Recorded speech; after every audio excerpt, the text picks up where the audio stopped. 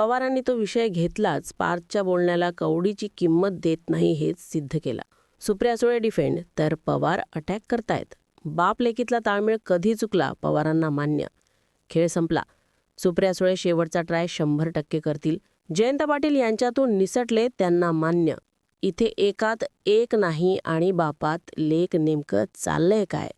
शरद पवार पार्थ पवार यांच्या जमीन खरेदी प्रकरणात नेमका काय व्यवहार करतायत, काय मुद्दे मांडतात आणि काय संभाषण करतायत याकडे उभ्या महाराष्ट्राचं लक्ष लागलं होतं. जिथे खुद्द पार्थ पवार यांचे वडील अजित पवारांनीच मुलाच्या विषयातून हात काढून घेतला असल्यानं आजोबांकडून काही अपेक्षा ठेवावी असाही प्रश्न तयार होताच. जसा काय माझा आणि पार्थचा काही संबंधच नाही अशा पद्धतीने अजित पवार माझा आणि या प्रकरणाचा दुरावही संबंध नाही असं वक्तव्य परत होते आणि महाराष्ट्र हसत होता. खरोखरच हे दाखवतायत तेवढे साधू संत आहेत का? शरद पवार काय बोलणार याआधी शरद पवारांची लेक सुप्रिया सुळे मैदानात आल्या.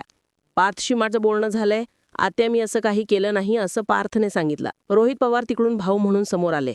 अजित पवारांना भाजपमध्ये गुंतवण्यासाठी हे सगळे प्रकरण सुरू आहेत आणि अजित पवारांच्याच पक्षातील 2 नेते अजित पवारांना बदनाम करण्याचा डाव रचत आहे असं रोहित पवार म्हणतायत.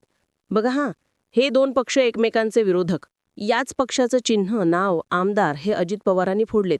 यांच्याच विरोधामध्ये लोकसभा आणि विधानसभा निवडणुका लढवल्या गेल्यात. मात्र कार्यकर्त्यांना फक्त गाजर दाखवण्याचं काम हे राजकीय म्हणून करतायत का असा प्रश्न तयार झाला. कारण मी पुन्हा सांगतो इथे की यांच्यात एकात एक नाही आणि बापात लेक नाही अशी परिस्थिती तयार झालीय. आता येऊयात पवारांच्या विधानाकडे. पवारांनी आधी मनसेसोबत युती करणार का या प्रश्नावर उत्तर दिलंय. पवारांनी त्या मुद्द्यावर म्हटलंय की आधी या विषयावरती सविस्तर आघाडीतील नेत्यांची एक बैठक होईल. काँग्रेसने लगेच टोकाची भूमिका घेऊ नये आणि मगच मनसेला आघाडीत घेण्याबाबत विचार होऊ शकतो. काँग्रेसचा विरोध आहेच, मात्र त्यावर एकत्र बसून चर्चा करू असं भाष्य केलं. मग विषयाला पार्थ पवारांचा. पार्थ पवार यांच्या कंपनीच्या जमीन व्यवहार प्रकरणावरही शरद पवारांनी भाष्य केलं. त्यांनी या प्रकरणाची चौकशी व्हायला हवी असं म्हटलंय. पार्थ पवार यांच्यावर गुन्हा का नोंदवला नाही या प्रश्नावर बोलताना शरद पवार म्हणाले की पार्थवर गुन्हा का नोंदवला नाही याबाबत गृहमंत्री फडणवीस योग्य माहिती सांगू शकतील. अर्थातच ते बोलू शकतील. त्यांनी चौकशी करून वास्तव समोर आणावा. सुप्रिया सुळे यांनी पार्थ पवार चुकीच्या नसल्याचं मत मांडलं होतं. याबाबतच्या प्रश्नावर बोलताना पवारांनी म्हटलं की सुप्रिया सुळे यांचं ते मत वैयक्तिक आहे. पक्षाची अधिकृत भूमिका हीच आहे की या प्रकरणाची चौकशी होऊन वास्तव समोर यायला हवा. कुटुंब वेगळं आणि राजकारण वेगळं आहे. आमच्या कुटुंबातही एकमेकांविरोधात निवडणुका लढल्या जातात. मात्र असं असलं तरीही कुटुंबाची विचारधारा एकच आहे असं पवारांनी म्हटलं. आम्ही कुटुंब असून सुद्धा एकमेकांच्या विरोधात निवडणुका लढतो हे सांगून लोकसभेच्या मुद्द्याला छेडून सुप्रिया सुळेंसमोर एक प्रश्न शरद पवारांनी मांडला. मनोज जरांगे यांच्या आंदोलनस्थळी सुप्रिया सुळेंनी जायला नको होतं हे शरद पवारांचं तेव्हाचं मत असावं हा अंदाज. मात्र तरीही सुप्रिया सुळे त्या ठिकाणी गेल्या. ना त्यांच्यासोबत जयंत पाटील होते ना दुसरे कुठले बडे नेते होते. सुप्रिया सुळे त्यांच्या पद्धतीनं परस्पर निर्णय घेत असतात. सुप्रिया सुळेंनी या आधीच्या बऱ्याचशा मॅटरमध्ये शरद पवारांना तोंडावर पाडलाय. जसं की शरद पवारांनी आधी विधान केलं होतं की सुप्रियाने ठरवावं की तिला केंद्रात सत्तेच्या वाणकावर बसायचंय की विरोधात. आता शरद पवार राष्ट्रवादी काँग्रेस पक्षाचे अध्यक्ष आहेत. त्यांनी मांडलेलं मत हे वैयक्तिक नव्हतं. मात्र सुप्रिया सुळे म्हणाल्या की याविषयी मी पवारांशी बोलेल आणि मगच या मुद्द्यावर भाष्य करू शकेल. त्या त्यावेळी म्हणूही शकत होत्या की ते पक्षाचे अध्यक्ष आहेत, त्यांनी ते स्टेटमेंट केलं असेल तर काहीतरी विचार करूनच केलं असेल. इथेही शरद पवार आणि सुप्रिया सुळे यांच्या बोलण्यामध्ये विरोधाभास दिसला. एकंदरीत सगळ्या जर काय गोष्टीत राजकीय बघितल्या तर शरद पवार आणि सुप्रिया सुळे 2 टोकाचे 2 विधानं करतायत.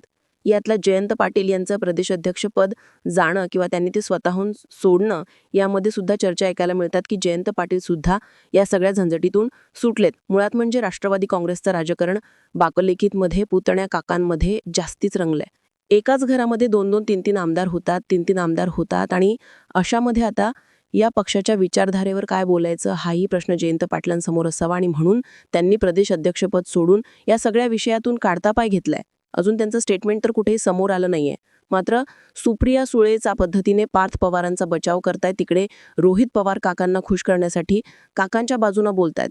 ही सगळी विधानं सांगतायत की आता हा सगळा खेळ अंगलट येऊ शकतो. कारण बघणारे आमच्यासारखे जे बघतायत त्यांना हेच कळतंय की हे सगळ्यांना एड्यात गाढायची कामं सुरू आहेत. आता पाहण्यासारखं असणार आहे की अजित पवार पार्थ पवार यांच्यावर गुन्हा दाखल होऊ देतात की नाही. कारण एकतर ते सत्ताधारी नेते आहेत, दुसरे पार्थ पवारांचे वडील आहेत आणि त्यामुळे सत्ताधारी व्यक्ती मोठ्या पदावर असताना पार्थ पवार यांच्या विषयाची चौकशी ही निष्पक्षपणे कशी होऊ शकते याचं उत्तर स्वतः देवेंद्र फडणवीसांनी द्यावं. याआधी लोकसभा निवडणुकीत ज्यावेळी श्रीरंग बारणे विरुद्ध पार्थ पवारांशी लढत झाली होती त्यावेळी शरद पवारांनी पार्थ पवारांबाबत एक वक्तव्य केलं होतं की मी पार्थच्या बोलण्याला कवडीचीही किंमत देत नाही. खरं तर तिथूनच पार्थ पवारांच्या विरोधात वातावरण फिरलं आणि पार्थ पवारांचा पराभव झाला होता. कदाचित पार्थ पवार आणि शरद पवार यांच्यामध्ये तेव्हापासूनच बिनसलेलं दिसतंय. दोघांचे संबंध हे सुधारलेले आहेत की बिनसलेले आहेत यावरूनच पार्थ पवारांबाबत शरद पवारांनी केलेले हे वक्तव्य कसं लागू होतं यावर अंदाज व्यक्त केला जाऊ शकतो.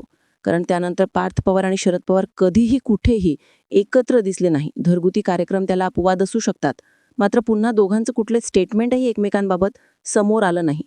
हीच गोष्ट आजही अजित पवारांच्या डोक्यात असणार आहे. असो, या सगळ्या घटनाक्रमाबाबत तुम्हाला काय वाटतंय कमेंट सेक्शनमध्ये जरूर व्यक्त व्हा. अशाच माहितीपूर्ण व्हिडिओंसाठी आपला आजचा वास चॅनल आवर्जून सबस्क्राईब करा.